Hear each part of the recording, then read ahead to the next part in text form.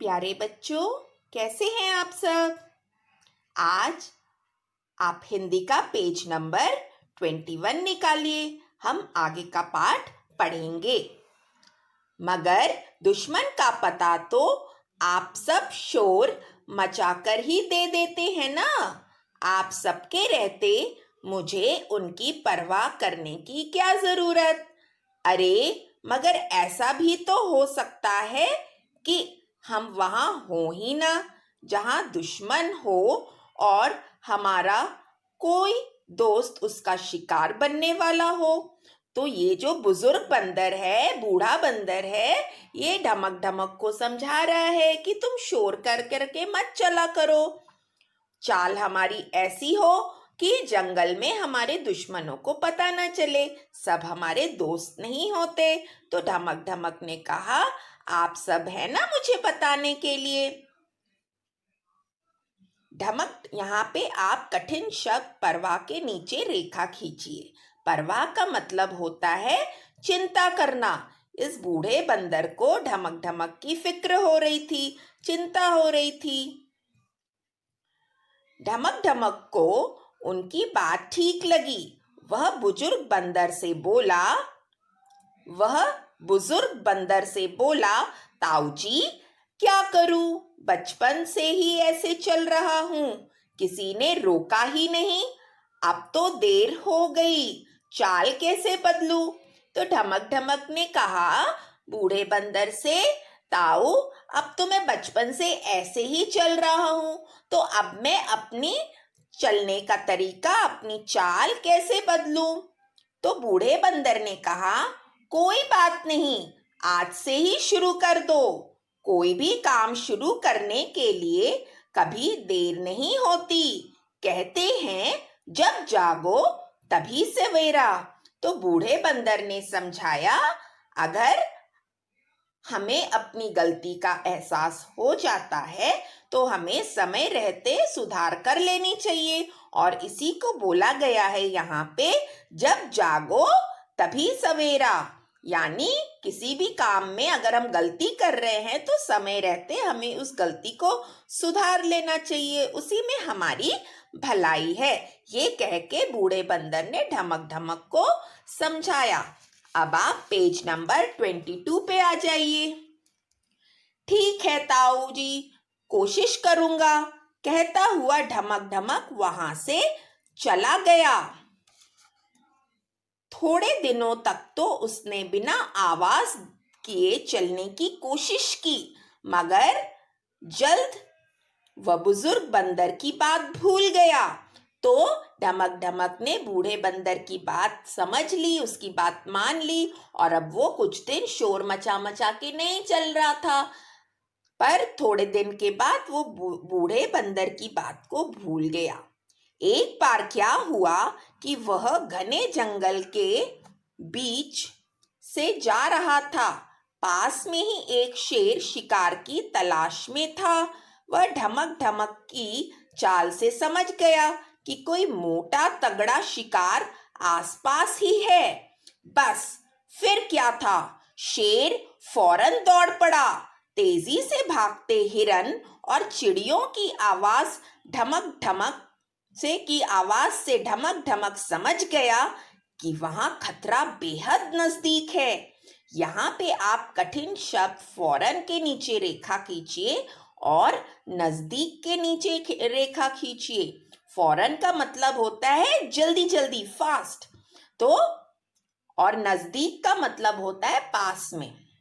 तो एक दिन ढमक ढमक जंगल में जा रहा था।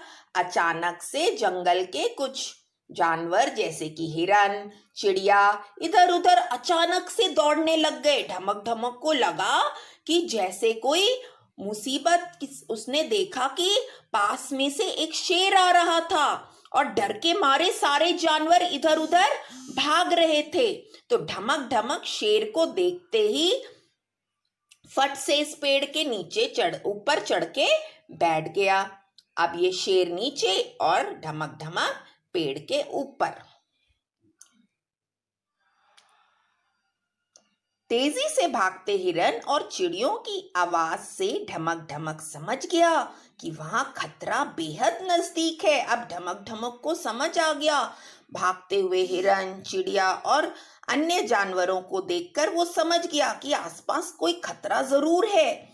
इसलिए जान बचाने की खातिर वो पास में खड़े मोटे तने वाले एक बरगद के पेड़ पर जा चढ़ा। तभी शेर वहां आ पहुंचा। ढमक ढमक को पेड़ पर चढ़ा देखकर बोला, वाह, तुम्हारी तो चाल ने ही बता दिया था कि तुम आसपास ही हो। तो जैसा कि आप चित्र में देख सकते हैं, शेर को देखते ही ढमक ढमक ने अपनी बुद्धि का इस्तेमाल किया। वो घबराया नहीं और फट से पास में एक मोटे से बरगद के पेड़ पे जाके बैठ गया और बाकी जानवर जंगल के इधर उधर भाग रहे थे। ऐसे क्या बच जाओगे बच्चों? कब तक पेड़ पर चढ़े रहोगे? कभी तो नीचे उतरोगे। मैं भी यहीं बैठा हूँ। कहते हुए शेर वहीं लेट गया। ढमक ढमक याद करने लगा कि अगर वह बंदर ताऊ जी की बात मान लेता तो कितना अच्छा होता। अब उसे बड़ों की बात न मानने का अंजाम भुगतना पड़ेगा। तो जैसा कि आप देख सकते हैं बच्चों, ढमक ढमक अपनी जान बचाने के लिए इस पेड़ पर चढ़ के जाके बैठ गया और शेर नीचे उसका इंतजार करने लगा कि जब तुम नीचे आओगे मैं तुम्हें मार के खा जाऊंगा। अचानक जैसे उसके मन ने उससे कहा कि वह एक गलती तो बड़ों की बात न मानकर कर चुका है और अब दूसरी गलती हिम्मत हारकर कर रहा है। बस उसने हिम्मत से काम लेना शुरू किया। उसने ऊपर से बहुत सी डालियां तोड़कर शेर के ऊपर फेंकी, किंतु शेर टस से मस नहीं हुआ। तो ढमक ढमक अपनी जान बचाने के लिए इस पेड़ पर चढ़ गया, लेकिन वो डरा तो था पर उसने अपनी हिम्मत नहीं हारी। उसने पेड़ की लकड़ियां तोड़ तोड़ के शेर के ऊपर फेंकना चालू किया। तभी उसकी नज़र पास लगे मधुमक्खियों के छत्तों पर पड़ी। ढमक ढमक ने दिमाग से काम लिया। उसने फौरन छत्ते को तोड़ा और शहद खाने लगा। उधर अपना घर टूट जाने के कारण मधुमक्खियां आग बबूला हो उठीं। तो धमक धमक ने हिम्मत नहीं हारी। पहले तो उसने पेड़ की लकड़ियां तोड़ तोड़ कर शेर के ऊपर फेंका, लेकिन शेर को कुछ भी नहीं हुआ। शेर टस से मस नहीं हुआ। इसके बाद उसकी नज़र, ढमक ढमक की नज़र एक मधुमक्खी के छत्ते पर पड़ी और ढमक ढमक ने मधुमक्खी का छत्ता तोड़ दिया। उसका शहद उसने खा लिया और अब मधुमक्खियों को गुस्सा आया। मधुमक्खियाँ आग बबूला हो गईं। यहाँ पे आप कठिन शब्द अंजाम के नीचे रेखा खींचिए। अंजाम का अर्थ होता है परिणाम, यानी कि रिजल्ट। जैसे कि ढमक ढमक ने बुजुर्ग बंदर की बात नहीं सुनी तो उसका अंजाम ये हुआ, उसका रिजल्ट ये हुआ कि आज वो इतनी बड़ी मुसीबत में फंस गया, उसकी जान को खतरा था। अब आप आग बबूला हो उठी के नीचे रेखा कीजिए। आग बबूला होना यानी बहुत गुस्सा आना। तो इन मधुमक्खियों का छत्ता टूट गया था और अब मधुमक्खियों को गुस्सा आया। वे ढमक ढमक पर टूट पड़ी, पर पूरे शरीर पर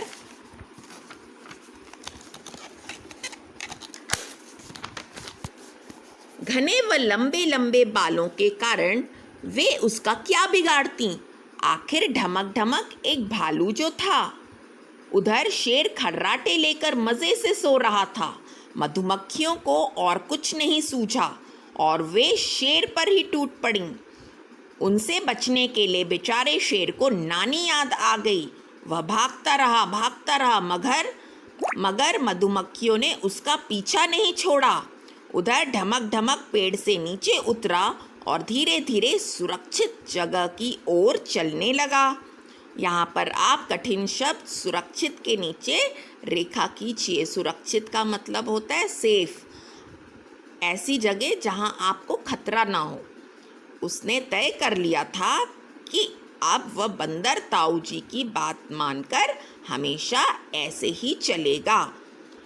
तो ढमक ढमक ने मधुमक्खियों का छत्ता तोड़ दिया और अब मधुमक्खियाँ गुस्से में पहले तो ढमक ढमक पर टूट पड़ी, लेकिन ढमक ढमक क्योंकि एक भालू था, उसके शरीर पे पूरा बाल था, तो वो ढमक ढमक को बाल के कारण काट नहीं पाई। और अब ये मधुमक्खियाँ शेर के पीछे दौड़ी। शेर को अब नानी याद आ गई। नानी याद आना यानी अब वो वहाँ से भाग उठा और शेर अपने आप को बचाने के लिए दौड़ने लगा, भागने लगा। वो भागता रहा। उधर ढमक ढमक अब शेर भाग गया और ढमक ढमक पेड़ के नीचे उतर गया और अब वो सुरक्षित जगह चला गया जहाँ अब उसे जान का खतरा नहीं था। और अब ढमक ढमक ने ये ठाना कि अब वो अपनी चाल बदल लेगा, अब वो उस बुजुर्ग बंदर की बात मान लेगा। तो इस कहानी से हम क्या सीखते हैं बच्चों? हम इस कहानी से ये सीखते हैं कि हमें अपने बड़ों की बात माननी चाहिए। दूसरा, अगर हम कभी मुश्किल में फंस जाएं तो हमें हिम्मत से काम लेना चाहिए और अपने दिमाग का अच्छा उपयोग करना चाहिए। आशा करती हूँ आपको कहानी अच्छी लगी होगी। आगे हम फिर मिलेंगे। Bye bye.